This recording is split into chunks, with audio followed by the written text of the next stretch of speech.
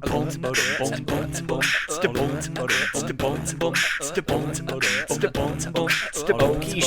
Show. All right, and welcome to the Okie Show, the podcast that dives into the gritty details of navigating Oklahoma's film and music industry, and then tosses our guests into the deep end of improv games. I'm your host, Brian Gill, and welcome to episode 4. Today's topic, we're going to be talking about marketing yourself and your music. And my special guest for today is Kyle Reid. Howdy. He's the front man for Kyle Reid and the Low Swinging Chariots, which features John Calvin on guitar. You bastard. Oh, man, I got lucky. Let me make sure I'm saying these names right. Oh, yeah. David Leach on the trombone. David Leach, he plays trombone. He plays upright bass sometimes, you know. Like these guys wear a lot of hats. Man. Yeah. Let's see. We've also got Kevin Stringfellow. Bagel Tone, yep. Yeah. Johnny Carlton on the bass.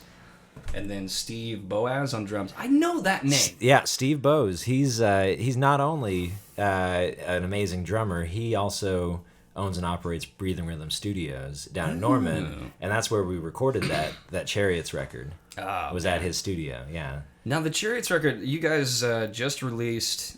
All right, here we go. It's on iTunes. It is on iTunes, and it's kind of the whole thing's live. The whole thing is live. Yeah, that's awesome. That was an awesome process to do it like that, and it wasn't the first time we had tried to do it either. You know, that was a process we landed on after the first go around not working out so well. Right. So, you know, up until then, I had done music like most of us do on our laptops. You know, where you can just layer on however many, you know, iterations of yourself you'd like to do. And I kind of took that model and applied it to doing this full band thing. And so we recorded all the parts individually, and everybody played great. But then later on, I was going through, you know, and trying to edit the stuff, and it didn't really have the, you know, the energy. It didn't really have the, you know, the feel that I liked about other recordings that I was listening to that I was trying to use as guideposts for this record. So a couple of months later, and after doing our deli residency, where we played at the deli every Thursday, you know. And I missed every one of those shows. No, that's all right. It was like on a Thursday or something. It was on a Thursday, yeah. Like 7 to 9, and so that's a very unique time spot, and it was a lot of fun, and we learned a lot.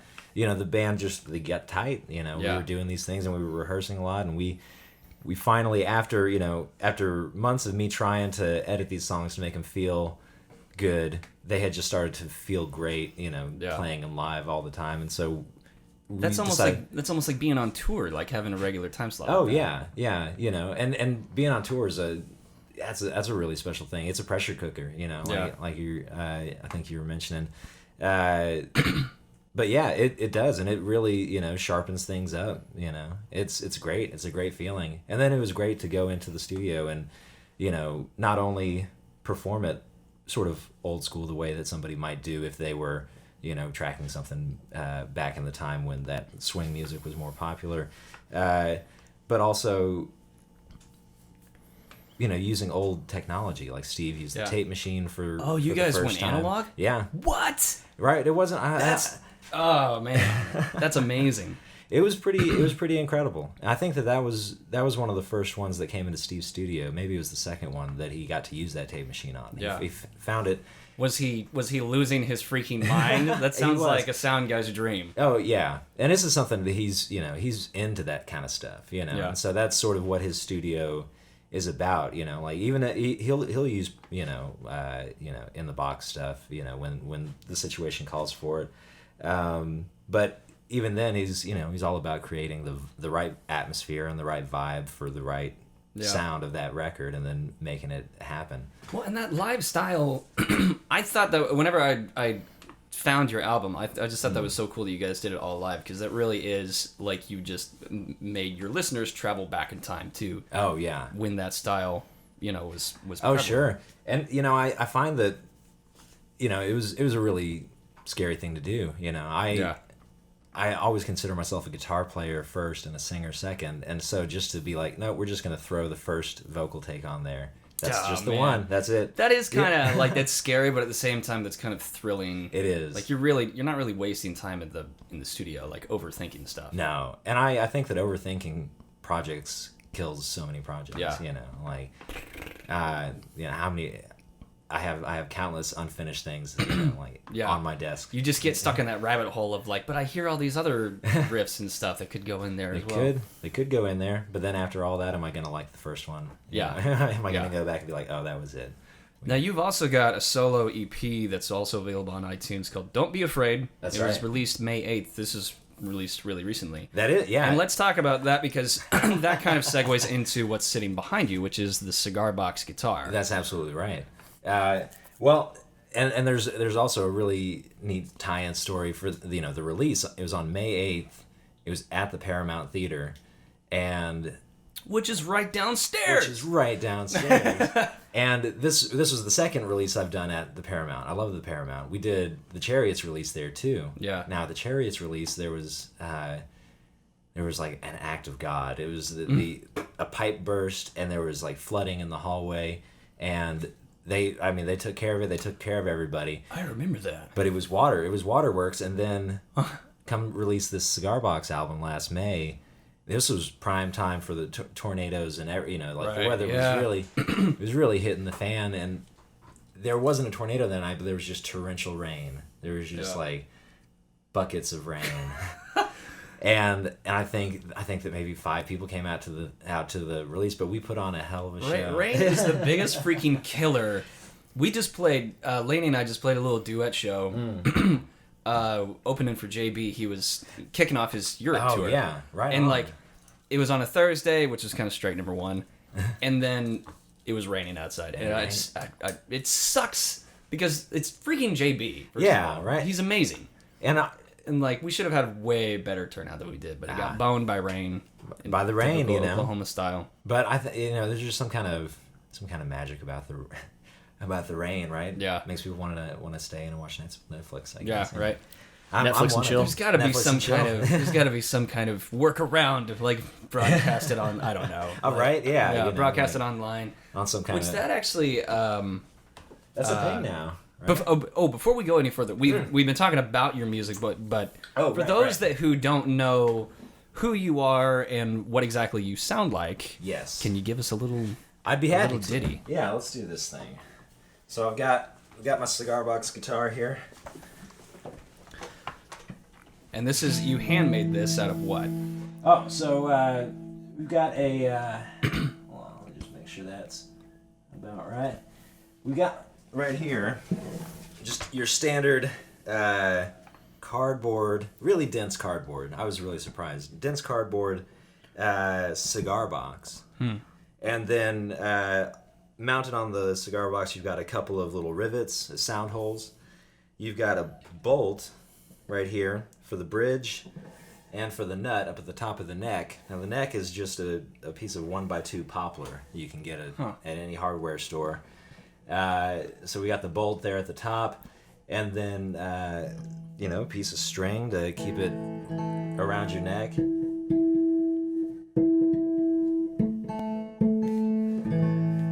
And then 3 strings. You just got these 3. So I'll play a little something from that Cigar Box EP. I might turn this up a tiny bit. Well, here we go. This one's called "Don't Be Afraid." Or no, that's the end. It's all right.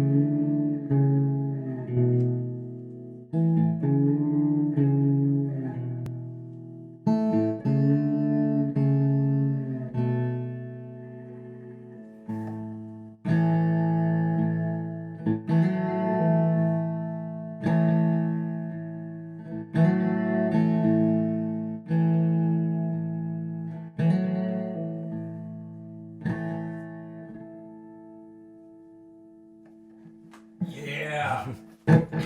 All right. Yeah. That was an original Kyle Reid tune called "Don't Be Afraid." Is it "Don't Be Afraid"?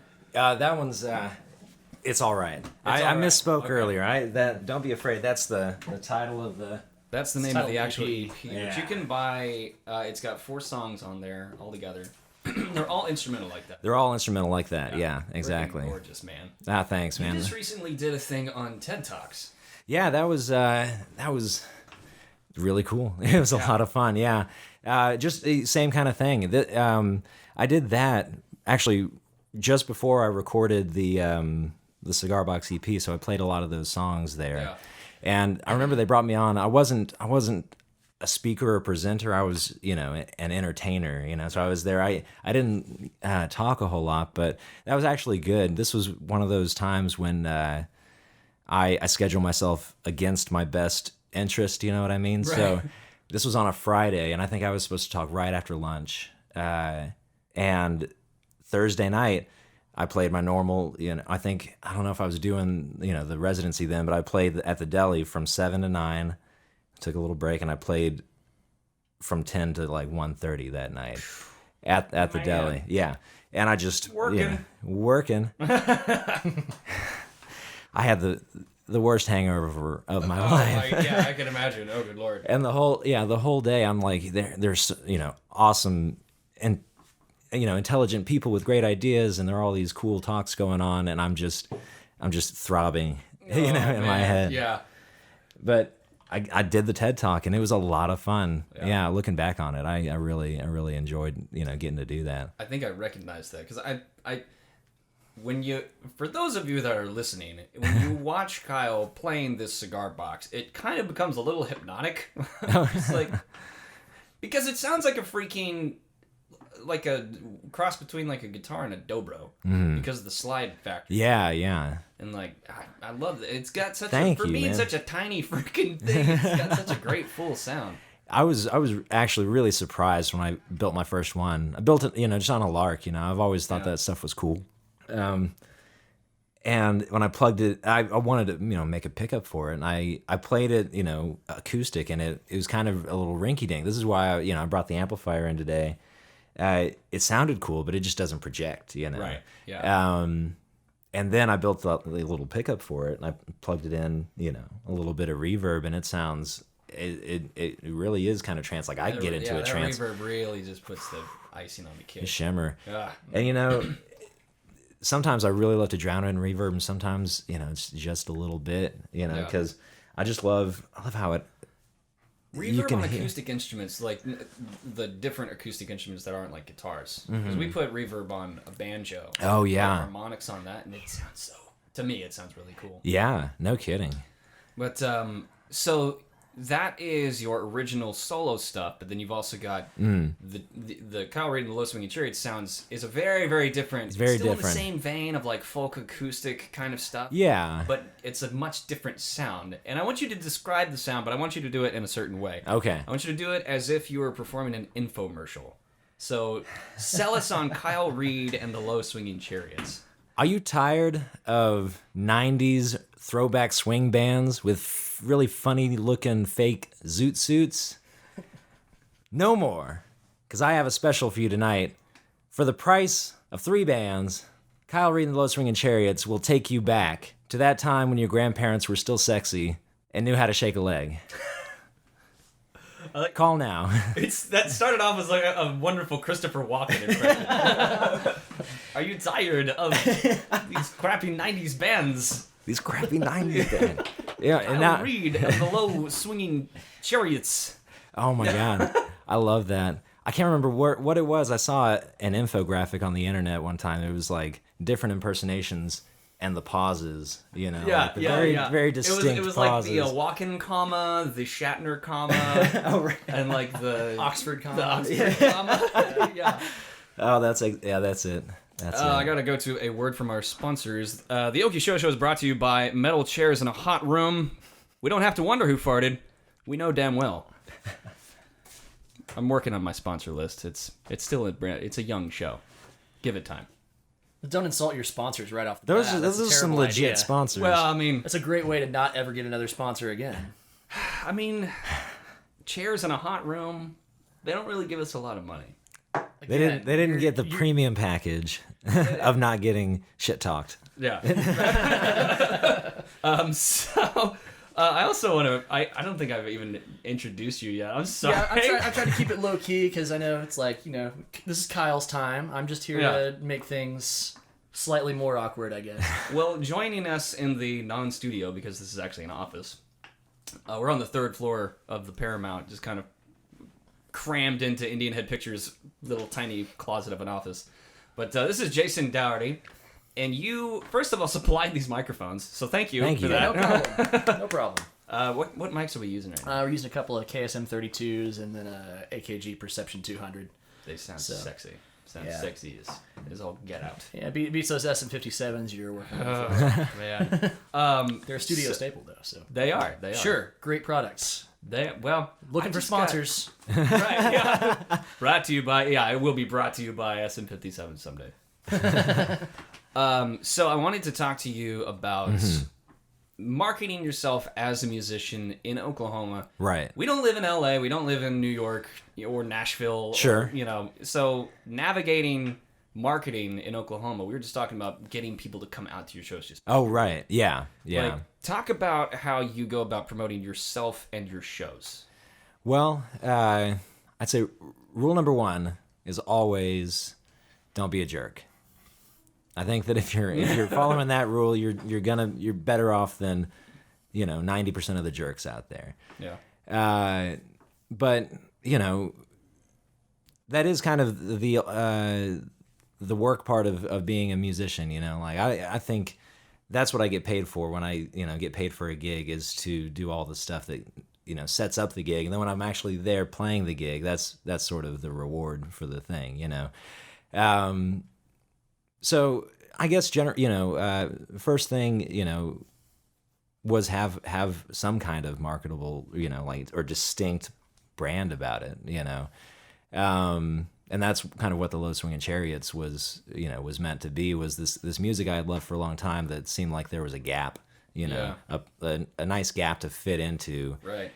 At least with because there are lots of bands around Oklahoma City who play the kind of music that we play. I think that they just tend to steer it more towards early dinner crowd. Right. What I mean? So you're it seems like you're trying to market to kind of a younger, the kind of audience that would typically go to see groups like who else? Like the kinds of people who would want to come to the show and actually dance instead of sit around and remember how they used to dance to this kind of music. Right. That's brilliant. I remember when my legs worked. Right, yeah. I mean, because, we're all, that's where we like to hang out, is at those kinds of shows, it'd be fun to play those kinds of shows, And yeah, that's the kind of people we hang out with and the people we know, young people, and so, and it was also kind of the world I knew, I guess. I had been playing around Oklahoma City for a little while, and had gotten a taste for it. I really liked it. I didn't want to stop. Actually, that was I think we met back in the John Bear Quartet days when I was playing. Yeah, we totally did. Yeah, and I was that was like 7 years ago. I think it very well may have been like 7 years. You were still in college. I was still in college. Yeah.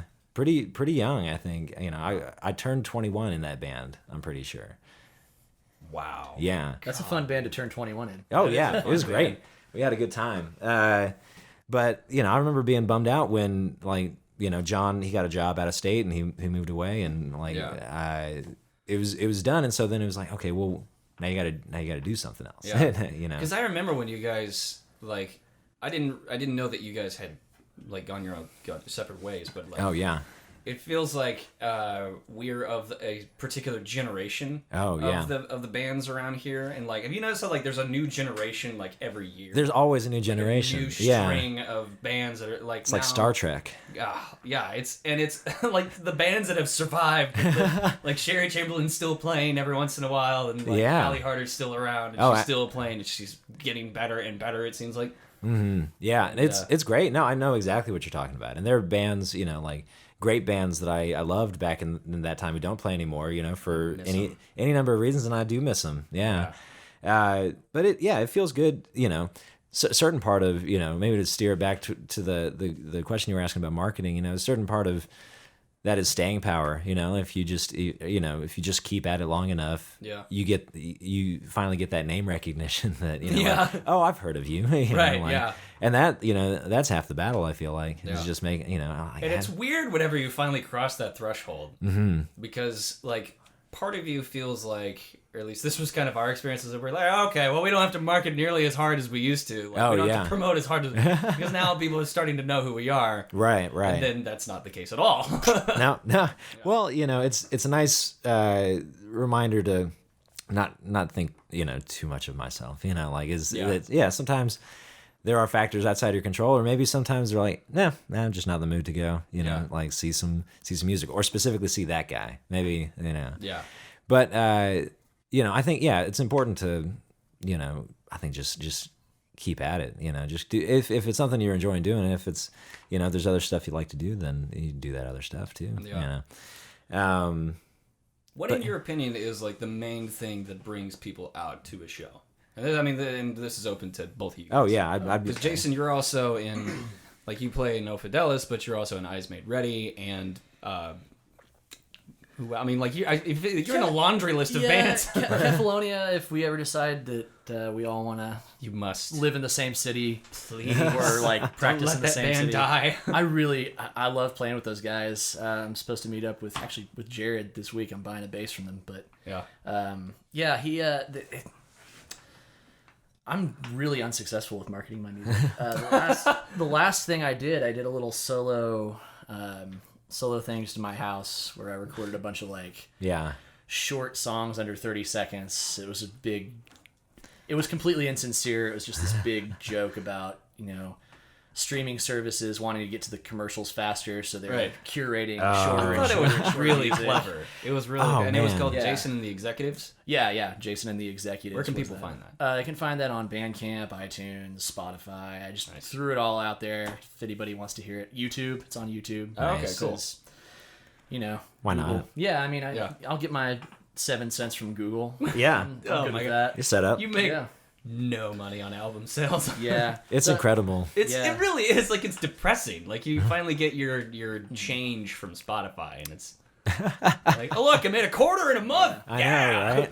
That's a good month. Yeah. But one thing I have noticed about trying to market, especially here in Oklahoma, is people who have a lot of success are serving not necessarily just the Oklahoma City metro area, but a lot of other underserved communities, at least musically, getting outside the city to those places where, maybe somebody doesn't want to drive into the city to see live music. That's a great point. Yeah. Yeah. That. I know Allie's had a lot of success doing that, just playing anywhere that'll have her. Yeah. And it's a really great way to build your audience without playing the same 4 bars every other weekend. It's important to remember there are other places to play. Yeah. And I think we all, maybe all fall victim to that thinking, but, I discover new places all the time. In fact, there's an amazing, speckling of like reoccurring house concerts and stuff around the city that are finally incredible. Went to my first house show in like 2 years on Halloween. Man, that's awesome. And it was so much fun. I felt like I was 20 again. I guess the Courtney Andrews show doesn't count because you played that. So. Well, yeah, that's true. That was, Yeah. that was she was amazing. She's great. Yeah. You've literally played on stage with her before, haven't you? I can't remember. I don't think we did any tunes together. Yeah, that was talking more about Courtney Marie Andrews. That was more hanging out at Breathing Rhythm after the show and just That, kind oh of my jamming. gosh, yeah. She showed me that crazy tuning she uses, and I love it. Oh yeah, she plays that guitar like a harp. Uh-huh, yeah. She's incredible. I don't know how her fingers do that. Yeah, Courtney Marie Andrews, look her up. She's Do good. it. And she's fantastic. moving to LA pretty soon. Yes, I know. She's originally from Washington, though, isn't she? No, she's originally from Arizona, moved to Washington, and now she's moving to LA for a couple of years to do that thing. Most and people like that ask me if they should move out to LA. I always tell them like Nashville or just stay here, cultivate it. But she actually is friends with Ginny Lewis. Oh, really? yeah. I don't remember. Unconfirmed? She name dropped a couple people, and I was like, oh. You'll be fine. You'll be I know fine. she just what was it? She's opened for who'd she just open for recently out there? Oh well. Yeah. Bygones. It was a big deal. It was kind of a big deal, I'm amazed that Sam Crane hasn't moved out to LA yet. I think she likes the setup she has, I mean, actually, and it's kind of, I was contemplating this recently, because she goes on tour a lot, and I'll play with her sometimes when she's in town, or we'll do little runs and stuff, but it's amazing to think that the cost of living in Oklahoma is so great, low, yeah. and there's a really awesome music scene, like of supportive and collaborative musicians who are also very talented, and maybe that's because the cost of living is really low, know. Right. But if she's gonna go tour in Europe or tour all over the country, why not? Yeah, call this home. For with the time that you're home. That's true, and especially for her style of music, and for your style of music too. Oh, yeah. And just like John Fulbright's style of music, and like that is true. Like, why wouldn't you live here? Yeah. Well, Like, it means you get to. It's the sound of Oklahoma, and you get to see those Oklahoma artists more. You know, and that maybe I'm sure you could probably move to any amazing Nashville town, and you'd probably meet really amazing people, and that's the thing. I think about those big cities, and I think that. There's the saturation effect, but there's also just the the saturation of opportunity. There's just a lot more of that kind of stuff going on in those towns, right? Mm-hmm. But well, and that's also, I mean, like breaking in, because we do have a saturation here, like you and John Calvin, and like there are a lot of Jake Rennick Simpson and all those guys. You know Jake, don't you? I might know Jake. He's in Nashville now, but he tours around. He's I didn't realize he moved to Nashville. I know, yeah. Traitor. Traitors. Freaking traitors. One of the best fiddle players I've ever met. Oh, really? Oh, yeah. He's seriously, I mean, like, he did a couple little guest spots on our album. Yeah. Yeah. And he would seriously just come in, hey, how's it going? Hear the song for the first time, hammer it out, bye. And it was just like gold. Yeah. I guy like that'll be cannot fine in improvise Nashville. Like that. Yeah. Yeah. Oh yeah, go in, do 2 takes, and throw the second one away because you didn't need it in the first place. Because you didn't need it. Yeah. No, I love that stuff. I'd love to meet this guy. You man, I don't know if he's still. He is in town, and if luck would have it, then we should grab a drink and you guys meet me because he's just stupid talented. That's great. Like Daniel, is it Daniel Bottoms, the fiddle player, Allie's fiddle player? Oh, I know who you're talking about, but the beard. Yeah, the beard. Yeah, I think it's Daniel Bottoms. Yeah. You're not thinking of Daniel Folks, are you? Daniel Folks, which is the best fiddler name ever. Yeah. Daniel Folks. Oh, you were born with a fiddle in your hand. That's how that works. He was born with a fiddle in his hand. And a beard on his chin. And he just got married, didn't he? He did. That's right. Out in Nashville, him and Samantha Lamb. But I feel like I'm getting old. Well, I am getting old. I'm 29 in January. But congratulations. I love. Oh, thanks. Woo.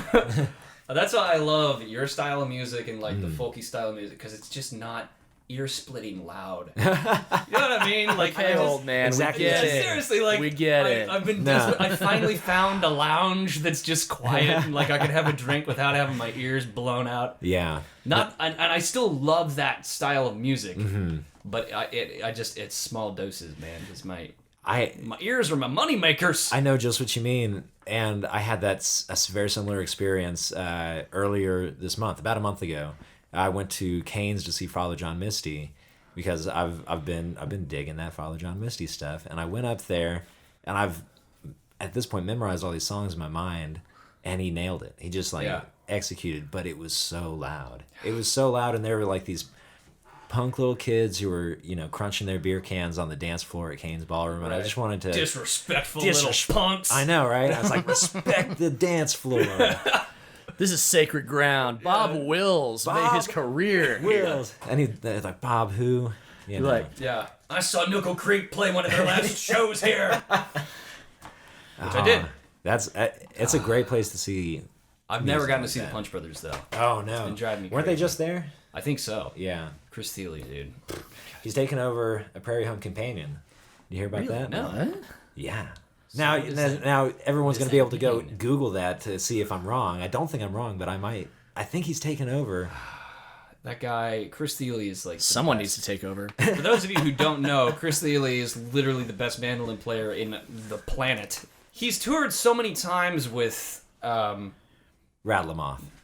Oh God! Of course, like now, with folks. He's toured with many folks. Many folky folks. Well, first of all, he came from Nickel Creek, and that's where I grew up on Nickel Creek, and then And he's made all his records with like Edgar Meyer and Yo-Yo Ma. And all there you that go. right. Those Yeah. are the people Yeah. that and like Yeah. Bela Fleck and like all these people that are just like the best of the best of the best. And then People who somehow He's he's this transcend. young little dude. I mean, like he's a grown adult now, but like at the time he's like this young kid, like sharing the stage with freaking Edgar Meyer and Yo-Yo Ma. Like that's just insane. Yeah.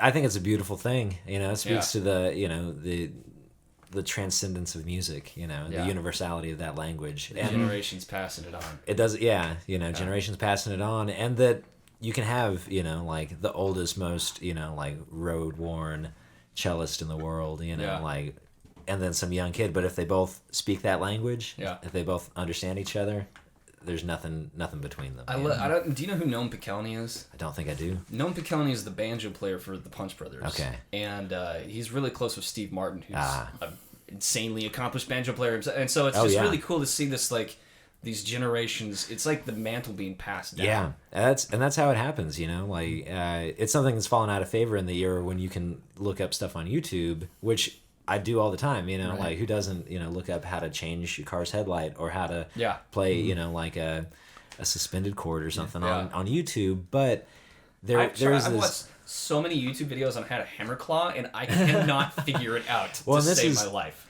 And that's the point, like the people who do this stuff and who are like the keepers of this secret. I think that they study under somebody who really knows their stuff, and it just absorbs every little drop. Yeah, it seems like with music, you can't. That's one of those things that you can be self-taught and you can watch all the YouTube videos in the world, but it will never be the same as being an apprentice. I think that's true of a lot of things too, right? Like how many bedroom DJs are there, and how much bad electronic music is in the world, Yeah. And I'm sure it applies to films and stuff as well, like you get to work definitely with the people. sound. Like I'm gonna be having I'm calling it the Sound Guys Circle, and it's gonna be like 5 of the top sound guys in the state who I trained under one of them, and he trained under another one, and so it really is the same. Yeah. Thing, like generation. It's really cool. Oh yeah. Kind of getting back to the whole marketing Yeah. things. What tips do you have? We're rabbit trailing here. Yeah, we started nerding out on music. That'll happen. What tips do you have for aspiring musicians who want to make not just music but make a living making music? All right, and I feel like I kind of copped out of the last question about marketing, so I'm really gonna try to drive this home, like some concrete stuff. So, first of all, you can't. Well, first of all, I want to answer the question you asked before, which is, how do you get people out to a show and how do you, promote yourself? know what you want to do before you step out the door. Like I can't tell you how quickly my ears turn off if I'm at an open mic night or something and somebody's up there and they don't. It's not even that they can't play well. Like I respect somebody who will get up and play one chord over and over again, but will put some feeling and some intention into it. So I'd say know what you're doing before you step out the door. Right. And just make sure that you know what kind of show you want to put on. And then do that as well as you can. If you don't have a product to sell, you can't sell anything. And it sounds weird calling it a product, but sometimes you have to turn on that switch in your brain. That's kind of that's part of what we're talking about. Is music is just as much a business as owning a business. It is, and you're a business of 1 or 5. And I've got an LLC, and a lot of people I know do. It is what you do at a certain point. It's a job, and you have to work at it. So that's the first thing is make sure you know what you're going to be selling people, and then make sure they know about it. It's the digital age, but doesn't mean you shouldn't hang up posters. Doesn't mean you shouldn't try to do radio spots and stuff. And even when you are doing that digital stuff, know what times of day do you want to post about certain things. Yeah, and you can do scheduled posts on Facebook and Twitter now. Yeah, exactly. Mm-hmm. You can do that. Mailing lists. Yeah. That's key. That disappeared for a while when people figured out they could market through Facebook and MySpace and all this stuff, and then they changed their algorithm, and now nobody sees what you're doing. And emails. I mean, it's a good way to make sure that people because anybody who gives you their email address, they want to know what's going on with you. That's why they gave it to you. Right. So and oftentimes you'll get an email from a band that you completely forgot about, and it's nice to know what they're up to. Maybe they released a new record. Maybe they're playing in your town. Yeah. I forgot that I was on Desi and Cody's email list. I got a random email. I was like, oh, but they're still around. They are so good. They're so good. I love them so much. Yeah. Didn't they get married? They're another married couple. They're totally band? A couple band. Yeah. And super sweet. Yeah. We see them all the time. Up in Tulsa. Those Tulsa cats are pretty. They're pretty kicking. Tulsa's got a pretty kick-ass music scene. They have a really kick-ass music scene. I respect that music scene a lot. In fact, Horton Records put out the CD and digital of All Right Here We Go. We were one of the few non-Tulsa bands to do a Horton release. That's cool. Yeah, it was super cool. I dug it. I wish I didn't despise the drive to Tulsa as much as I do. That is just 2 hours of nothing. Of not a whole lot. Just nothing, and it's the most painful drive. The worst part is when you've played a show and you've got some beer in you, and you've got to make that drive back, and you're just sleepy, you're just tired, exhausted, you just loaded out, you loaded back in. This happened to me one time in Tulsa. I played two gigs in Tulsa. I played at Dwelling Spaces, like a 2-hour thing, and then I went and I sat in with the Damn Quails at the Mercury Lounge, which was awesome, which was so much fun. But this was a night when it was getting icy. There were actually a ton of Oklahoma bands. Man. The Tequila Songbirds were there. And they drove back and skidded into a curb and bent a rim or something. So they stayed in Tulsa. They hobbled to a hotel. But I was already on the turnpike whenever I got that. There comes a point of no return. There is no return. The highway's just no, you're going the whole way. I did, and I went 25 miles an hour down the turnpike until I got to Oklahoma City, and by that point it's 4 a.m. Oh my god! And they've shut it all down. They've shut it down. They shut down the highway because a lot of those highways in Oklahoma City, they're elevated and they're frozen as hell. Oh my gosh! So I took side roads and back roads all the way to Norman from the turnpike. You're driving back to Norman. I was driving back to Norman. That's a 3-hour drive. That's not the cushy 2-hour that I took. It's about 2. It's about 2. It's not that bad. Yeah. Once you get out of Norman, it's about 2. Right. Especially at that point, the worst is whenever you take off to Tulsa and it's rush hour, and so you're just stuck in rush hour traffic. You could have literally just sat at your house. Yeah. Yeah. And save time. Right. I could just wait for an hour and I would get there at the same time. But no. That's ridiculous. But yeah, I made it. I made it back. I'm glad you're alive. Yeah, obviously. We're all sitting here today. The ghost of Kyle Reid, everyone. The ghost of... And that's how you should end that story. And I died. And your ass is haunted. Right. Yeah. Forevermore. True story. So let's talk about, you just put out this EP in May. Yeah. And tell me about what your personal process is Okay. of supporting a record. You've got the full-length live album, and then you've got the EP. Like, how do you go about, whether in theory or in actual execution? That's a good distinction. I don't think I did as great of a job promoting the EP as I wish I had. You know, like it was a smaller production, but I love it. I honestly, like, there are moments when I think that's my favorite thing. You know. Yeah. I think it was one of those things where I don't know what I was doing. I think it was just summertime. You know, it was just summertime, and the schedule was starting to heat up. But specifically for the Chariots, you know, it was one of those things where I thought maybe the Chariots would kind of like back off a little bit. But I think we played like a dozen festivals this summer, you know, like. That's awesome. Which was awesome. Which was, you know, like, the festival exactly. season is the best. I love festivals. If you make it that way.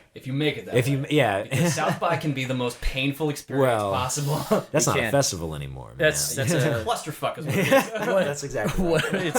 It's a showcase for corporate interests. All the rock stars and the whole freaking country.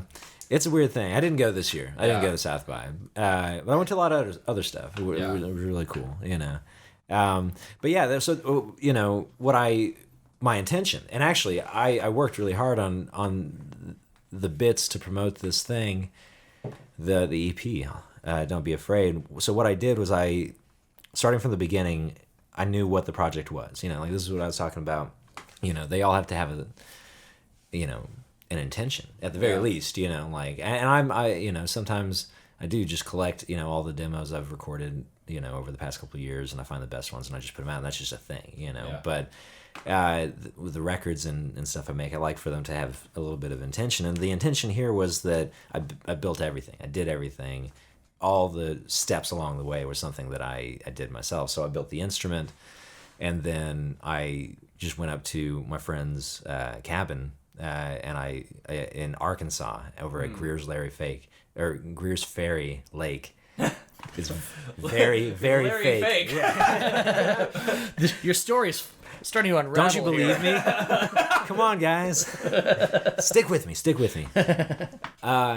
And so I just brought out, you know, my recording rig, my mobile recording rig in Ableton Live, and I just recorded, you know, like 6 songs, and I picked the 4 that I thought were the strongest. And then I you know, did what little mixing, you know, it needed, and what little mixing I'm capable of, mixed it, and did like a super, you know, just kind of like figuring out, you know, what mastering is, you know, like I was trying to, like, it's louder, but is it better, you know? Right. And then I did the artwork, and then finally I took each of these songs, and then I mined archive.org for old black and white silent films, you know, like public domain stuff. Yeah. And I found a lot of really awesome footage that I would then cut together for little music videos for all these things. That's really cool. And they're all on YouTube right now. Yeah. You know, I put them out there. I think I just didn't, you know, do a, you know, a video release show, or, you know, like these little things that you can do, which is kind of cool. I see a lot of bands doing it now, where they'll release a single, and that's, you put on a big production the same way you would if you were doing an album. Yeah. Which that's what Limberlimbs just did, and I'm very, very. It's been cool to see them execute this. They've got a full on marketing. So good. It was so good. Yeah, everything about that. I mean, the video and all the production, everything like that went into making it, and then the way that the word was spread about it once it was made and once it was available. I have a lot of respect for the way that was done, because I was very impressed. That was fun. Yeah. But you're I'm right. a little biased. But Yeah, no. But, you know, you're right. And there's a point to be made here. And this is, you know, I'm glad we were talking about promoting that EP.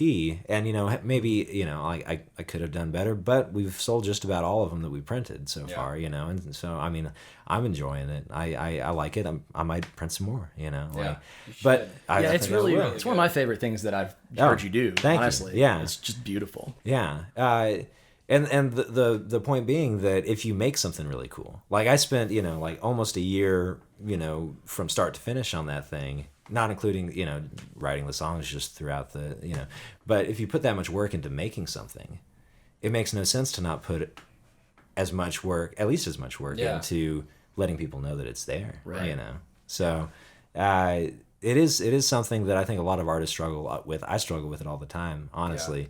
You know. It's confusing for me. Like, it's been a real learning experience for us because we've been working on our record for God knows how long. It's done. And we've been waiting on artwork for like 6 months. It's an embarrassingly long amount of time. Yeah. But you know, sometimes that's how long it takes, and that's you know, it's one of those things. I've found, man, so many things. It always takes longer than you want it to. I think that's a universal truth about these projects. Yeah, and it's hard to not get frustrated, like with how long it takes. Like that's something that I've had to kind of deal with. Is just the frustration of how long it's taken to get it done. Oh sure, and then just to get it out. Get it done and get it out. You know, we don't want to just do a dud. Like we have a marketing plan kind of. We're still waiting. Once we get the artwork and everything, then we can actually start looking at how we're really going to execute that. But, right. I mean, because you gotta, that's one of the things you that have a strategy. You gotta have a strategy. It's absolutely true.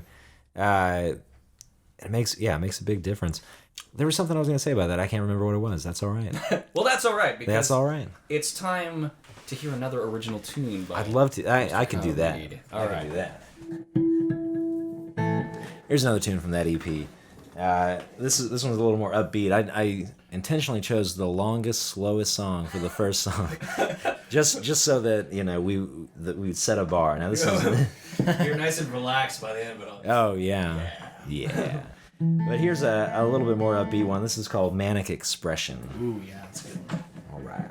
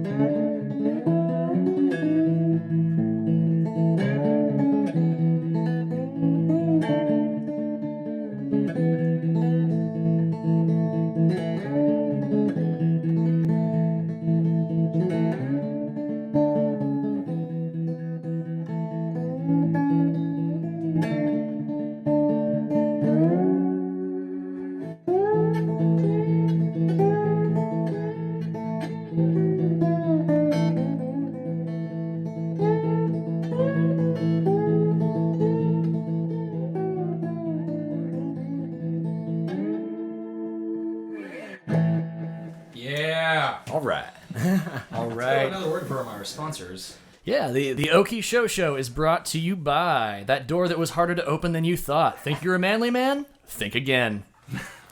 Yes. It's a good sponsor. It's a good sponsor, That's actually a great sponsor. Don't let them go. So yeah, if you forget to lock your door, you just, you're good because someone will just try and give up because they have a weak will. Either that or just assume that every single door that you ever encounter is as difficult as that one and just kick the door in every time. Just make it the most dramatic entrance possible. I foresee a lot of broken I foresee a lot of broken glass in that scenario. Oh yeah. Yeah. Well, I mean, be selective on the surface of the door that you're using. Oh, well, now you tell me. Have some discretion. Yeah. I mean, in that case, you want to have a rock. You don't use your foot. Oh. All right, you just throw a rock through the window and walk through the frame of the door. I feel like that's a different acting I'm here! I conquered that door! Done. We have reached the, this is the fun part of the show. Been waiting to have fun this whole time. It's been so painful. Now, this might be one of my favorite episodes so far. Just because of, we've gotten to have some really cool conversation and some really damn good music. So. Hey, So now let's have some fun playing some games, shall we? I like that. So this is a game called Scenes from a Hat, and the way that this works, for those of you who have seen Whose Line Is It Anyway, basically we read a scenario that is written on a piece of paper inside this hat I have here, and then each of us gets to, and in no particular order, if an idea comes to you, you can just go right away. You get to put your own spin on it. So for instance, I'm just going to do a little throwaway scene right here. So for instance, for a suggestion like the worst thing to say at a funeral. We're gathered here today to remember this unremarkable human being who still owes me $5. And believe me, I already looked through his pockets in the casket. It's not there. I hope you haunt me. I will make it worse for you than you make it for me. Okay, let me tell you a true story. This actually happened. On the note of the worst thing to say at a funeral. So whenever my great-grandfather passed away, it was a really, really beautiful funeral, but I went out into the lobby area and slipped out a fart. Oh, yep. My dad followed me out there. He walks out, and he stops in his tracks and goes, "It smells like something died." And there was just an awkward pause, or just staring at each other, and we just walked away. Didn't say anything. Can't even touch that one. It's So... No, that's fantastic. I don't feel bad for laughing. No, you should. Okay, so Scenes from a Hat. In no particular order. If you have an idea, just go straight with it. Famous movies as a porno. Scream. It's not a movie, but Breaking Bad. Say my name. These are the pleasure dolls you're looking for. Famous movies, movie scenes as a porno. We're gonna need a bigger boat. Alright. Okay. Long lost Tom Waits songs. Oh my God. Crocodile Dirge. Whiskey in my bottle. My baby bottle. Everything's dead and everything's dying. You could be sadder. Have I mentioned I played Satan? You did. I did. Oil, engine oil as lubrication for sex. I like it. Yeah, that's a waltz. That's one of his ballads. You know. That's a Bad As Me B-side, right? Yeah. All right, Jason, why don't you pull one of those? Pull one of these out here? Yeah. Okay. What we got here? Exploring the Attic. Oh my God, that's where Rumpus went. Asterisk. Rumpus is Brian's dog. Oh, yeah. Oh, here's where Grandma keeps her dildos. Oh, here's where Grandpa keeps his dental dams. Hey, honey. I found the old kitchenware. You know, the kitchenware that you used to use before we got married. And I realized everything you ever did for me was a lie. Okay. Next one. Just insert a laugh track. It'll be fine. Right, Yeah. We should all laugh really loud right now. So, Daddy, can I eat all the cotton candy up here?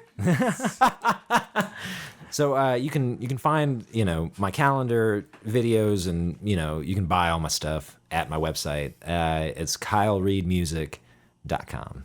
Very nice. Yeah. What's your Twitter handle? At Kyle Reid Music. And what's your Facebook? The Facebook. So I think it's /Kyle Reid Music. I'm pretty sure. It's also and Low Swinging Chariots. Yeah. Exactly. Okay. So it's /Low Swinging Chariots. Gotcha. Okay. Where can people order your guitars? Ooh, that's a great question.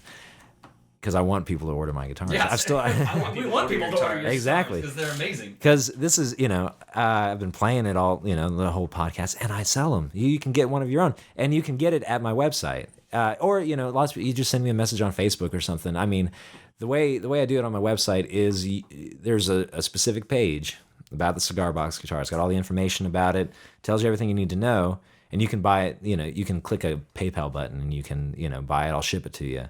Or if you live in town and you'd rather meet up and have a beer and hang out or something, you just send me a message, send me an email, and we'll meet up, and I'll bring a cigar box. You know. There you go. Yeah. That is an Oklahoma businessman right there. That's how you get things done. That's right. Just taking care of business. Yeah. Thank you so much for coming. Oh my gosh, thank you. This has been awesome. I've had such a good time. Yeah, Well, I I'm glad. love the I'm glad. podcast.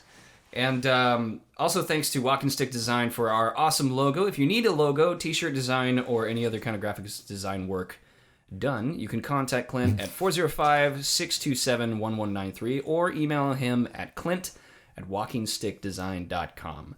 And you can also visit the Okie Show on Facebook, on Twitter. We're at Okie Show. And man, thanks again for coming on. Jason, thanks for being here as well. Hey, glad it's always a pleasure. A two-man operation this time. Yeah, right on. Yeah, thanks so much, guys.